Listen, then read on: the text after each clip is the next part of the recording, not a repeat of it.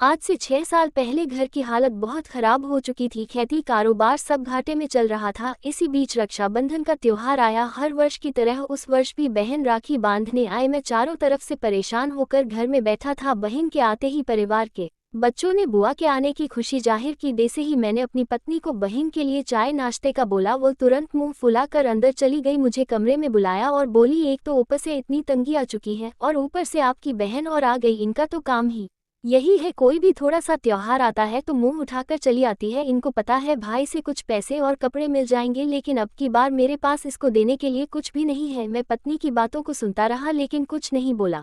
कुछ समय बाद बहन ने राखी बांधी, लेकिन उस दिन बहन को देने के लिए मेरे पास कुछ नहीं था।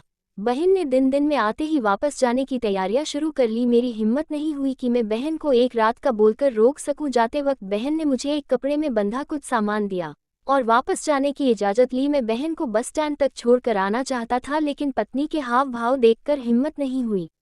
बहन के चले जाने के 10 मिनट बाद मैंने कपड़े में बंधे सामान को खोला, जिसमें एक पत्र था। पत्र में लिखा था, प्यारे भैया, मुझे पता है आप किन परिस्थितियों से गुजर रहे हो और आपके घर की हालत क्या है। आपके दुख दर्द को मुझसे ज्यादा कोई नहीं समझ सकता। मैं आपके चेहरे को कभी भी उदास नहीं देख सकती। मुझे पता है आप बहुत घाटे में चल रहे हैं, इसलिए मैं मेरे सारे गहने जेवरात आपको देके जा रही हूँ ताकि आप इनको बेचकर अपना कारोबार शुरू कर सके और वापस आपके चेहरे पर खुशी आ सके। बच्चों और भाभी का ध्यान रखना। पत्र पढ़ते ही मेरे हाथ कांपने लगे, आंखों में आंसू रुक नहीं रहे थे। जल्दबाजी में मोटरसाइकिल उठाया और बस स्टैंड की तरफ दौड़ा, लेकिन जब बस स्टैंड पर पहुंचा बहन जा चुकी थी। रोते रोते घर वापस आया। जाने अनजाने में हम दोनों ने बहन का बहुत दिल दुखा दिया। आज मुझको एहसास हो गया था कि मुसीबत के समय केवल भाई ही नहीं, बहन भी भाई की रक्षा करती है। दोस्तों, ये कहानी मेरी खुद की नहीं है, मैंने इसको कहीं पढ़ा था। पढ़कर मेरी भी आंखों में आंसू आ गए थे। मैंने सोचा इस कहानी को लिखकर इसे दोस्तों में प्रेषित किया जाए। सच में बहन कभी भाई का बुरा नहीं चाहती।